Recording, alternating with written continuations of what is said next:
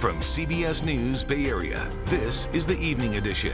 Live from the CBS studios here in San Francisco, I'm Brian Hackney. And I'm Andrea Nakano. It's win or go home time for the Warriors tonight with Game 7 going on right now in Houston. And here's a live look of Chase Center where Warriors fans have gathered outside at Thrive City for a watch party. Our Amanda Harry is there. Amanda, it is a close game already in the first quarter. How are the fans doing there tonight? Yeah, it is a tight one, and people here have been into it the whole time, just watching and trying to cheer on the Warriors as much as they can. If you take a look, you can see it is standing room only here. This game, like you said, is win or go home. Whoever loses will be out of the playoffs, and their season will be over. The Warriors jumped out to a 3-1 lead in the series, but dropped 2 games in a row to the Houston Rockets. In the Steph Curry, Draymond Green, and Steve Kerr era, the Warriors are 3-1 in Game 7s. One of the wins came against the Rockets back in 2018.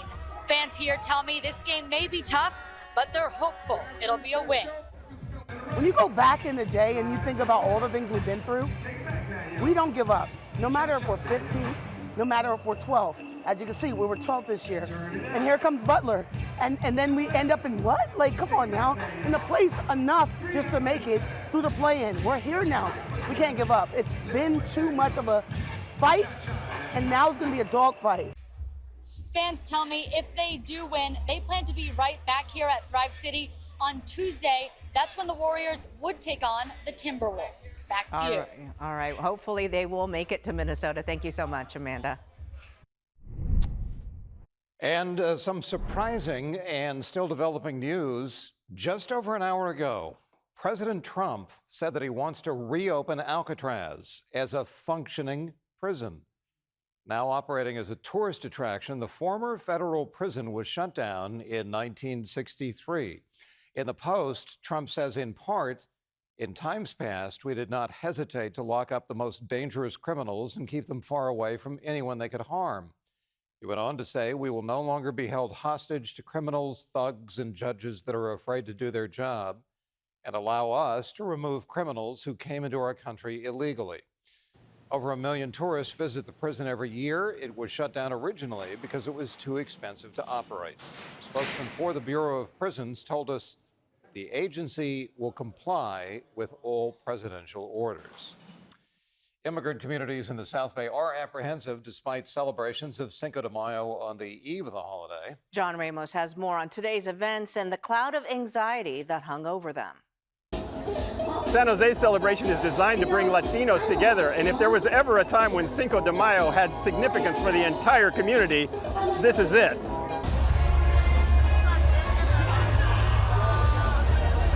For a city with such a large Latino community, this is only the second annual Cinco de Mayo celebration featuring the iconic lowrider automobiles. They were banned in the 1980s, along with cruising, because it was considered a criminal element. Daniel Cervantes says he has $100,000 invested in his cherry red 1962 Impala, and he was proud to be part of last year's inaugural celebration. I took part in the first one. It was something that I've never experienced before, allowing us all to get together. It's just an amazing thing. I was so anxious for this one. So now here we are again, and look how gorgeous this is. The cars have become an important symbol of San Jose's Latin culture and also of its ingenuity. The hydraulic lifts that many feature originated as a way of getting around the anti-lowrider laws. As he worked on his own piece of art, Francisco Ramirez saw a lot of meaning in that. So that if the cop could pull you over, it's like you just flip a button, the car goes up. And I find that very impressive. I think it's very resilient that you put a barrier, and we'll go over that barrier regardless. We just want to exist. Resilience is important these days as many in the immigrant community feel the threat from the federal government.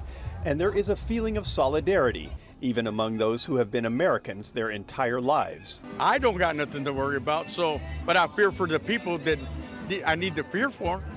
You know, like the nationals, the Mexican nationals and all the other immigrants. They shouldn't be doing what they're doing to the immigrants. They should let them live and make money, you know what I mean?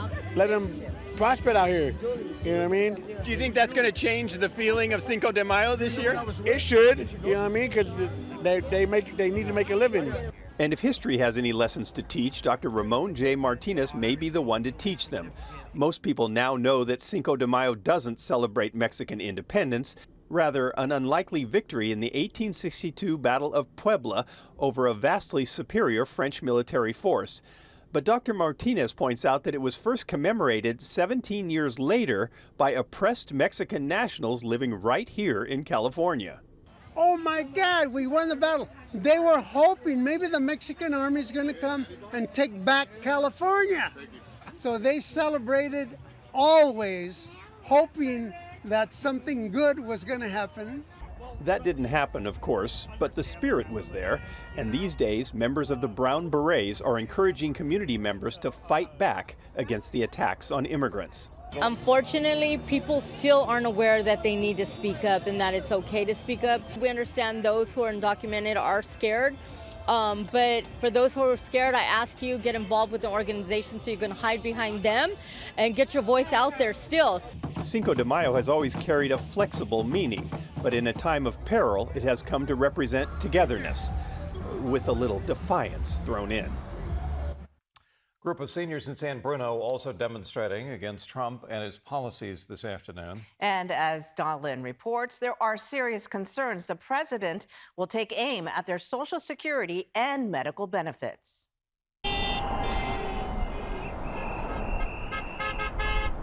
A small but vocal group held signs along El Camino Real denouncing Trump's policies. I need Social Security, I need Medicare.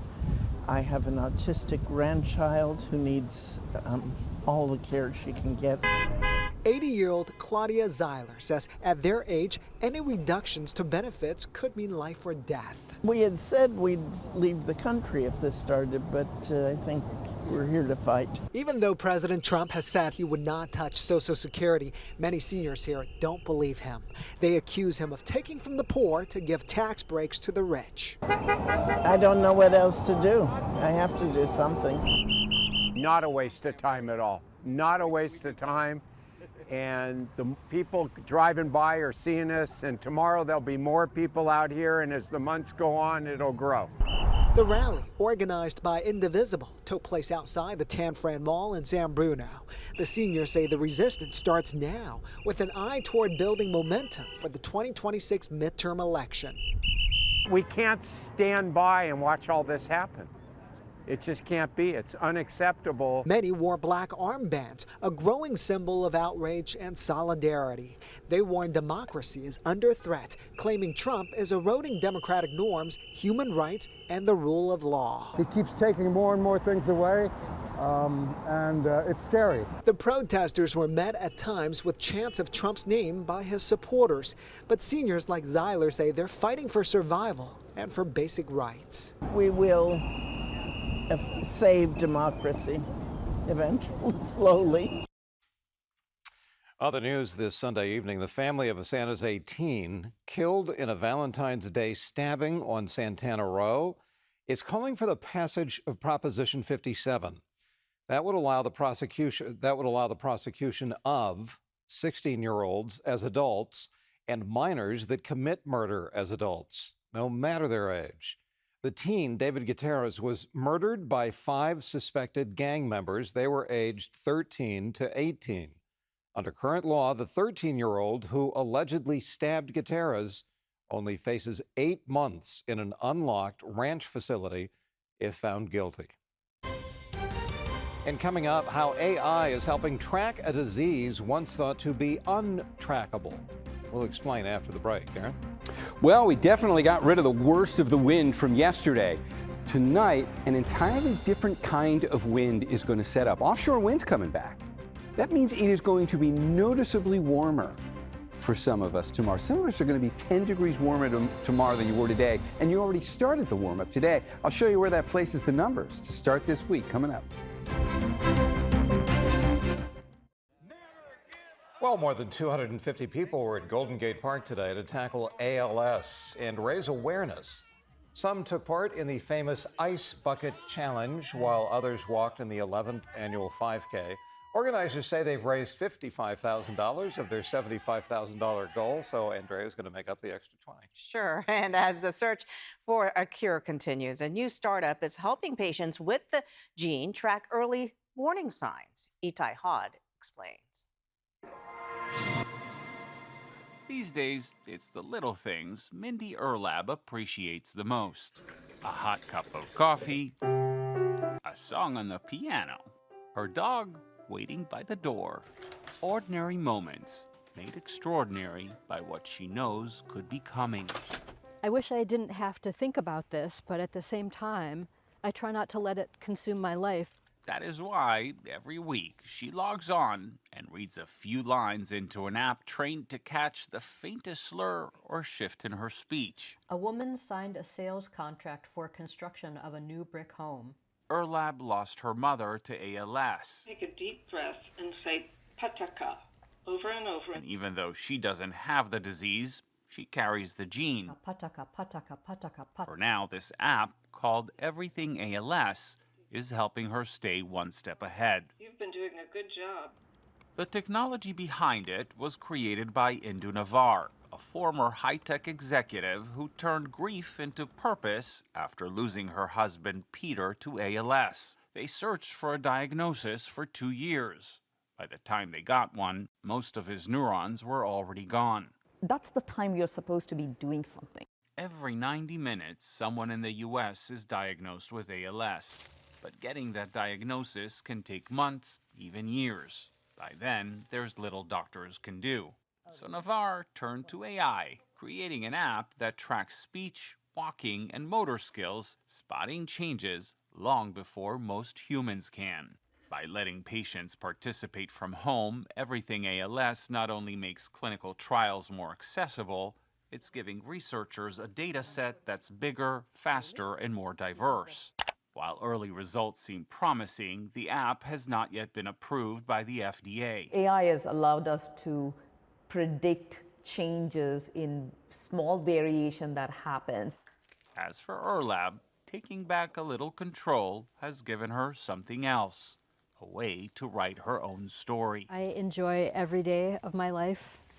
I don't stay up at night worrying about stuff. Please say pop. Pop. Artificial intelligence, delivering not just a new tool, but new hope. Nice work. Jeez. Well, I hope she does well and they make progress on that. Our next guest has a different cognitive disease in her family history, Alzheimer's, and now is taking steps herself to monitor at home and detect any warning signs. It's a bit of a story. This is Cal Law professor Irmela Taylor. Irmela, do I have your name right? Yes, you do. Okay, Thank you. All right, good. You were one of the first in the Bay Area to take part in the just launched brain protection program by Life Force, and we appreciate your joining us. So the first thing is, tell us about your background. Why were you interested in doing this? Well, it started actually not related to brain health. I just had symptoms of, I guess, aging, just brain fog and fatigue. And when I went to my doctor, she is great. And she took my labs and they were perfect. And so I was fine. But my symptoms persisted and I wanted to get ahead of my health and I wanted to be proactive and be able to take some control. So a friend about a year ago told me about Life Force and I signed up. And then when they offered the brain health scan, I was very interested in doing that. Okay, Irma, let me make sure that I've got this straight. Did your family had a history of Alzheimer's? Is that right?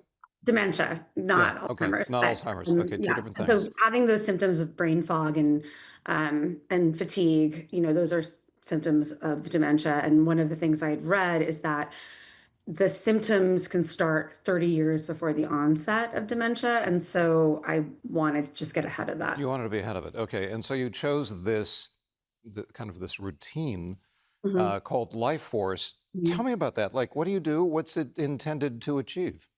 So it's amazing in the sense that, when you go to your doctor, they have a certain amount of time that they can spend with you and they have a certain amount of energy they can spend with you. And so, they'll send you your lab results, which is amazing, but I'm not a doctor, so I can't interpret lab results. Whereas with Life Force, every 3 months you get a blood draw if you want one, and you'll sit down with someone for 45 minutes and they'll go through every single result that's questionable or, and so as a person who really relies on evidence to make decisions, it's really helpful for me to be able to see, oh, okay, this level is low, and here's what this tests for, and here's how you can improve, your lifestyle and your diet so that you don't have to worry about these symptoms or these issues in the future. Let's say a red flag is flown by one of the tests. Mhm. Are there things that you can do to say, uh-oh, this is beginning to get out of range,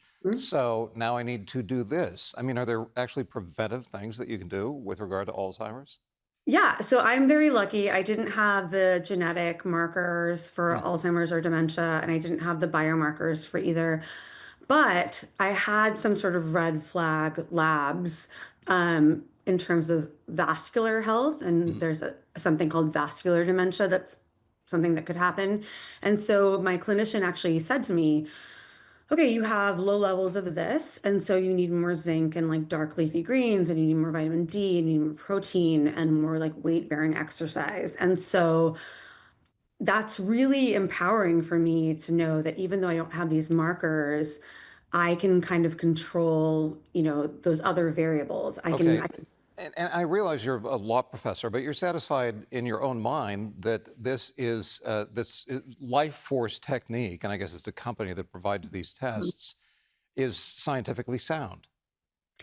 I hope so. I mean, yes, I am satisfied. I mean, I always do my research, being a law professor, and I feel really good about the the techniques they use, the science that backs it, the fact that the lab results are the same as my lab results with my medical professional, and yet I'm getting more of a sense of what that means for me. Well, then so far so good. It Yeah. sounds interesting to me, and if you can get a head start on tackling any problems before they really get very far down, that sounds like a good thing. Absolutely. Good. All right. Irmela Taylor, law professor at Cal, right? Yeah. Yeah, good deal. I sure appreciate you taking your time. I Fascinating appreciate stuff. you Good having luck with me. everything. Yeah, and you, like me, I think we need more rest too. We just maybe That's fatigue actually is the part. number one thing that my clinician said. So I that's think for so. everyone. Less stress, more rest. Thanks so much. Yeah, you're welcome. Okay, appreciate it. Darren? Be easier than the leafy greens, a little more of those too, which she pointed out. Well, we really improved things today on the forecast. We got rid of most of the wind and we warmed up. If you take a look at today's numbers, a lot of us got a really nice rebound, mid to upper 70s out here. This is today. What I really want to get you ready for is tomorrow. Tomorrow, even though today was nice and noticeably warmer, tomorrow, some of us are going up 10 degrees from here. And I think that's the day a lot of us will step outside and go, oh, wow, things started warming up on us. Let me show you what the color contours will look like tomorrow. And if we switch out the numbers, the first thing I want you to see is just who's warming up the most. So all we're looking at first is what's the difference tomorrow for your part of the bay. You'll be about 5 degrees warmer in the North Bay tomorrow. Maybe you noticed that, but you already had a nice day. Let's go to the South Bay. Redwood City, but San Jose, Livermore, these are places that are going up about 10 degrees tomorrow. So Monday is really the day that's going to stand out. I'll show you a couple of daytime highs on here first, just to kind of give us the representative spots. You can pick out your part of the bay in general. But let's get as many on here as we can. Let's fill in the map with the daytime highs, and now you can kind of pick out your corner of it and see how you're going to do. We've got Petaluma on here. We've got Vallejo on there. Let's walk that down now. And you go down the East Bay and the Peninsula and Los Gatos, you're on there at 83. And this is the top. We're not staying this warm. In fact, by Tuesday, the temperatures are going to come down like 5 or 6 degrees from here. You'll see that when we get to the 7-day forecast in 1 second. So the numbers are going to start coming back down. Not dramatic. And then we're just going to actually, you'll see in the 7-day forecast, we're actually going to warm up, I think, noticeably by the end of the week. But why is tomorrow so different? Why are we going up 10 degrees tomorrow? Interesting pattern is setting up for us. The story over the whole, well, at least the first half of the weekend was it was so darn windy. And when you look at the wind streams on here, you could see these strong lines of red zipping down the coast. These were our onshore and northerly winds down the coast. Let's transition this into tomorrow, and you're going to see how this changes. So we'll start this again looking at the wind speeds from this morning. And we're going to play it ahead to tomorrow, keeping your eye here. And you're going to see a very telltale pattern that's going to show up out here as we see the winds very quickly transition to offshore, right there. That's how we're doing this. Offshore winds are setting up for us. It's short-lived. It is going to dry things out a bit in the mountains. We're not overly concerned about fire weather up there, but there is a wind advisory for the North Bay Mountains and the East Bay Hills tomorrow morning. That's what happens when you get those offshore winds, like 30-mile-an-hour gusts over the ridgetop. So if you're above 1,000 feet, tomorrow might be windy. Most of us are well below that. You may not notice it a whole lot. Look how we're going to warm up again by the end of next week. Those are the inland numbers. I'll show you the numbers for the Bay coming up in the forecast in the next half hour.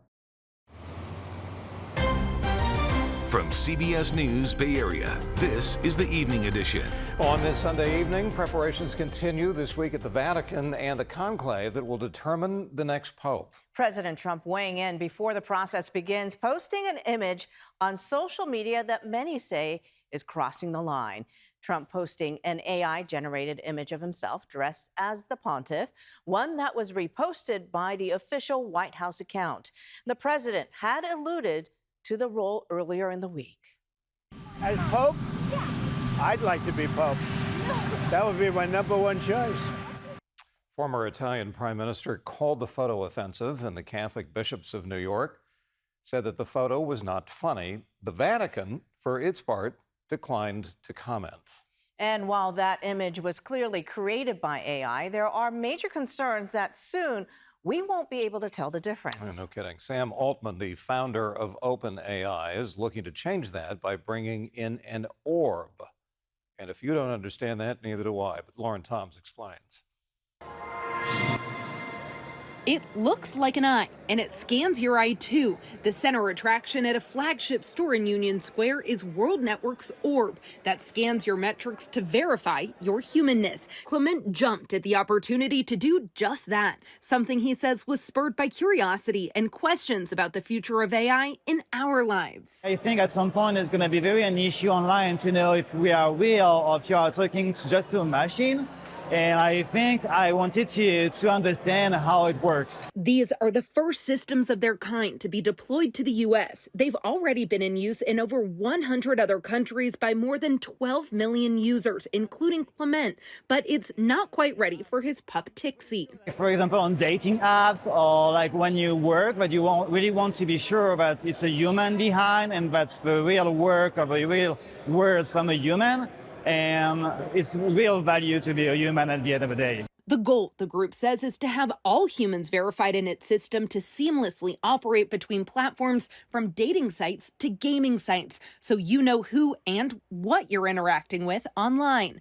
It's something that's becoming more crucial, as recent data suggests that in just about 1 year from now, 90% of online interactions will have some kind of AI component. Chief architect Adrian Ludwig tells us they're hoping to get humans ahead of AI's power. It's kind of hard to tell who the people are online. And so the first thing you need to know is this a people? And if so, that's where the benefit should be going. A system like this comes with steep privacy concerns, and Adrian was tasked with data protection. He says the platform is impossible to hack because once it takes your picture, it doesn't save personal information. The orb gives that picture to the person and then immediately deletes it. It doesn't need it. It's analyzed it, confirmed they're human, and once it knows that, it can just keep that proof around that it at one point in the past did the analysis. It doesn't need to store it. Until now, I had never questioned my own humanness, but of course I had to find out. Let me show you how it works. Like most things, it starts by downloading the World app and scanning a QR code into one of these orbs. The orb then takes a scan of your iris, your face curvature, your pulse, and your temperature, all to verify that you are in fact a human. From there, the system says that it exchanges that personal information for a unique anonymous number-based code, and then it says it deletes all that personal information that it just took. But we spoke with some people who say that privacy is still a greater concern than their humanness. It's the path we're going down, and it's the unknown. And if it helps in some type of way, yes, I would say yes to everything, but that unknown path is scary. We also tested it on Clement's pup Tixie, who is in fact not a human, but may be the system's next target as this technology grows its database to root out the fake from the real. Up next, one man's mission to sustainability. Good for the soul? We'll explain. Stay with us.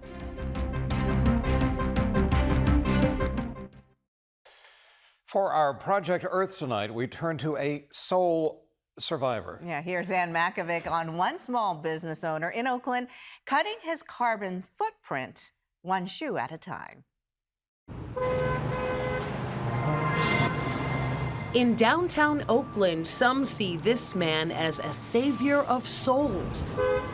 Once inside his workshop, Jeff Pearlstein does not intend to deliver anyone from evil. These days, his mission in life is to save your sneakers. There's millions, billions of shoes in the world already, and they're creating a lot of waste. Unfortunately, it's toxicity for the planet. Jeff runs Soul Space Lab. Oh yeah, see? The nonprofit is a unique sneaker repair shop that focuses on sustainability and community learning. Lots of people are concerned about the future of our planet, our impact on it, but feel kind of helpless. And so this is a real opportunity for people to make a difference. Here, workshops teach folks how to upcycle, refurbish, or customize their kicks. The resulting handiwork is pretty cool, including this was taken from cork. A sneaker decorated with recycled cork. This is all made from scratch, just started as the sole. The Wu-Tang Clan sneaker. And this was done in just a couple hours by a team of high schoolers. Just in time, one for the Golden State Valkyries. Sometimes older sneaks just need a new sole and a whitening under UV light. Joining Jeff in the effort, the Golden State Warriors. Recently, the team threw a sustainable soul event at Thrive City. How could we make sneakers, give them a second life, give them a third life? Former Warrior Adonal Foyle was on hand to help give away some lightly worn sneakers. I saw that they was giving out free shoes, and then you can also donate some shoes to help out the community and environment. It's so important to think about the legacy that you want to leave behind. Not just what you do on the court, but the legacy of how you think of the environment and how you think of the next generation. Pop-up workshops showed ways to customize shoes. They have all these cool little stencils and stuff, so I was like, why not give it a try? So what I'm going to do is do half blue, half yellow. On this shoe, I'm going to put the UCLA logo on there. My favorite player is Steph Curry, so I just did that. Foyle knows what's at stake. When he played for the Warriors, he burned through a lot of shoes. When I was playing, we pretty much used one sneaker, one game. Now Foyle's size 17s have a brand new life as a prize for his charity golf tournament. Giving somebody a trophy, we give them a size 17 sneakers. Back in Oakland, Jeff feels hopeful about the future. This is a real opportunity for people to do something that's right in their hands, that they can be proud of, excited about, express their creativity, and actually make some change. By saving a couple of old souls. Coming up in the First Alert forecast, hopefully you noticed today was way better from a wind standpoint. Things really did start to calm down out here. But tomorrow they're going to start to turn on from the other direction. Offshore winds for Monday. Some of us are going to be 10 degrees warmer tomorrow than you were today, and we already started warming up today. I'll show you what that means for these numbers coming up in the forecast after the break. All right, in the First Alert forecast, let me give you a little comparison on how tomorrow's going to be different. But to do that, we've got to start with today. It's always good to see where you've been, to have some reference and perspective on where you're going. We already started warming up today. These are the daytime highs for Sunday. With way less wind, it just felt better out there today. And you did warm up like 5 degrees or so from where you were yesterday. But watch what happens when we transition these colors. Instead of looking at the color scheme for today, we're just going to flip it over to Monday. Now you get a lot more orange on here.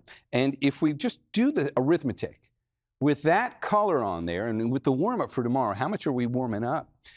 In the North Bay, you will be about 5 degrees warmer tomorrow. I think maybe you notice it, but it's not a dramatic change. I think it will be a noticeable change down here. Redwood City, you're going to be 10 degrees warmer. San Jose, whole Santa Clara Valley, you're going to be 10 degrees warmer tomorrow than you were today. What does that mean for actual numbers? First, we'll look at the representative spots on here. You kind of see where those locations will be. A lot of mid-80s on here. And now, not to be left out, let's just fill in the map. Pick out your part of it. Los Gatos, Vallejo, Petaluma, and Vallejo, your number showing up there is going to be noticeably warmer for you as well. Look at the city. It's a 77-degree day in San Francisco for tomorrow. It's offshore winds. Now, it's going to be a bit windy in the North Bay Mountains tomorrow and in the East Bay Hills, but I don't think it's the kind of situation where we really notice that the winds are a factor if you live below 1,000 feet. That's pretty much all of us. So offshore winds in the mountains are going to be responsible for that number, just because you get a little bit of downsloping and the air compresses and it warms up a bit. We're not doing that all week. So after we do that 88 tomorrow, look what happens. For about the first half of the week, we'll come back down closer to average, and then we warm back up again by the end of the week. Going into Friday and Saturday, temperatures are going to take another jump on us. Those are the numbers for the inland microclimates, which usually tells the best story in terms of the trend. But the Bay's also got quite a warm-up on here. Remember, we were looking at San Francisco going to 77 tomorrow. So Oakland, San Leandro, Hayward, San Mateo, you'll be around 80. And when we look at after that, there's a noticeable drop here. The marine layer starts coming back in. You get more onshore influence through those morning hours, and daytime highs are going all the way back down to the 60s. This is kind of dramatic. But then you'll warm back up again. I don't think you'll be as warm as that Monday peak, but we will warm up again by the end of the week. All right, guys, back to you. All right, thank you, Darren. Sports took center stage today at the Play Like a Girl event in Piedmont's Whitterfield. Over 1,000 girls showed up to try their hand at 29 different sports, with one young lady excited to find some new favorites. Well, I am enjoying it because you can try so many different sports. I liked the pickleball and softball because you get to throw the ball. She came off the pickleball court and just said, oh my gosh, that was so fun and I was good at it. So really cool for them to build confidence and try new things. This event has been held annually since 2021, and this year featured appearances from pro athletes like former WNBA player Lashia Clarendon and Olympian Dana Vollmer-Grant. All right, Andrea, coming up this week marks half a century since the end of the Vietnam War, and after the break, the incredible and controversial story of Operation Baby Lift. That's next. This week marks 50 years since the fall of Saigon and the end of the Vietnam War. 50 years ago, a dangerous and controversial operation took place. It was one that heavily relied on support from the Bay Area. Here's Ann Mekovic on Operation Baby Lift and the story of 3 young girls who survived to tell the tale. At San Francisco's Crissy Field, an old building sits largely unnoticed. But 50 years ago, here inside Harmon Hall, an event unfolded that changed the lives of thousands, including the lives of 3 little girls. Laura. We all survived a lot of trauma. Wendy. I find that I think about it less and less. And Tricia. The fall of Saigon was happening, and they just said, we got to get everybody out. In April 1975, the 3 arrived at Harmon Hall along with hundreds of other Vietnamese children, all with adoption papers, thanks to a series of historic flights called Operation Baby Lift. President Gerald Ford, who authorized the effort, arrived at SFO to take a baby off the plane. Laura, now a musician, was adopted by a military officer and his wife. All right. Tricia, a teacher, found a new home with the family in Orange County. Try every time. And Wendy, an accomplished photographer, was embraced by a shipbuilder and his wife. We'd heard about the children that needed homes, and that we were just so concerned about what was happening over there. You're back on live television again.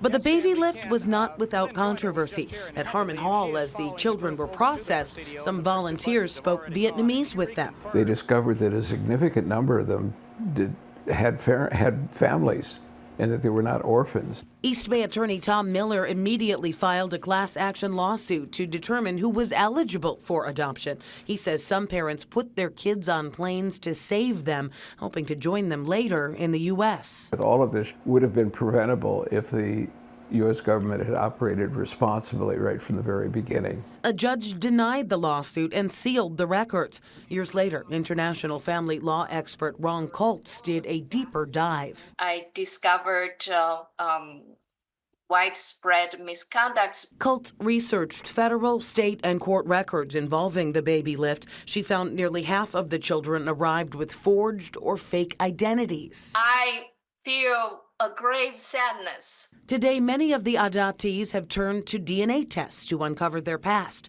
Trisha's results had a match. Her biological father had also taken a test. He was searching for 35 years. Laura's parents remain unknown. Initially, I was hoping that one day my parents would see me singing on TV and they would come find me.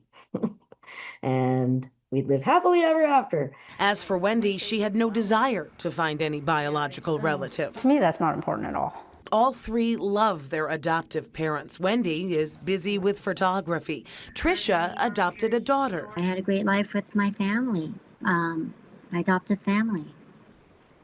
And I survived. But some of the adoptees suffered abuse after arriving in the U.S., including Laura. She now uses her music to help foster and adopted children who have suffered trauma. It's my superpower. And if I can make change with music, with other young adoptees or foster kids or survivors, I would like that. The end of the war was just the beginning for three very different women whose stories are still being written. And in San Jose, refugees from the war found relief in each other, building a new home away from home 7,000 miles away. Here's Len Ramirez.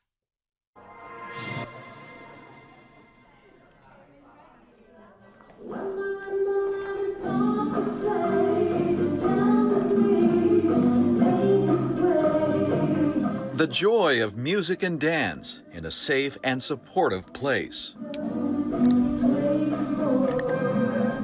It's a Saturday afternoon at the Vietnamese American Service Center known as the Vasque, and this beginning ballroom dance class is filled with men and women like Yvonne Huang, a former refugee now enjoying a carefree twirl to the beat of the cha-cha-cha.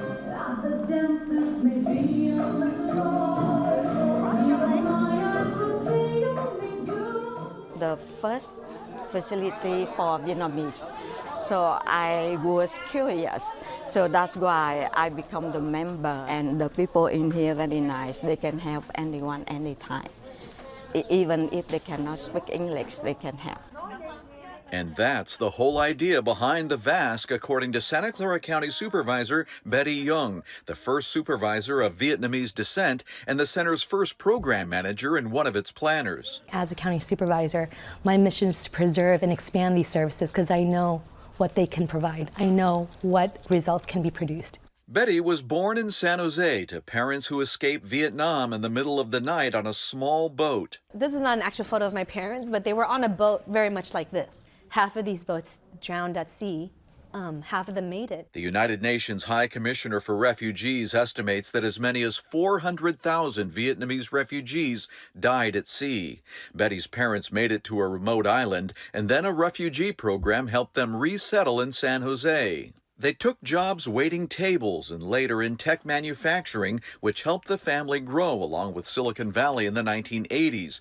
Betty, who learned English in school, was the family's translator, even though she was just a child. I remember all this because I was translating and helping them fill out their job applications. Her family's experience and hardships are a big reason why she helped lead the effort to create the Vasque, which provides culturally relevant services in Vietnamese, English, and Spanish, including a range of educational, health programs, and wellness counseling. 50 years later, there's still a lot of unresolved trauma. And you know, we know now, and I know from working at the county, that unresolved trauma becomes generational trauma. The conversation that happens a lot lately in recent years around the commemoration of the fall of Saigon is, where do we go from here? In the act of remembrance and in the act of memorializing, how do we then shape our future? Paying honor to this heritage and history, but also being able to grow our community and grow ourselves in a healthy way with well-being being centered at it. Although there is still a lot of sadness around what Vietnamese Americans refer to as Black April, many like Yvonne now have a helping hand in moving forward with the rest of their lives. Yes, that changed very huge chapter of my life. And although their history is something they will never forget, the community is building the future, both for the former refugees and the generations yet to come. Well, thanks for watching for tonight. 60 Minutes is next. We'll see you back here at 11. Until then, the news always continues streaming on CBS News Bay Area. See you in a few hours. Good night.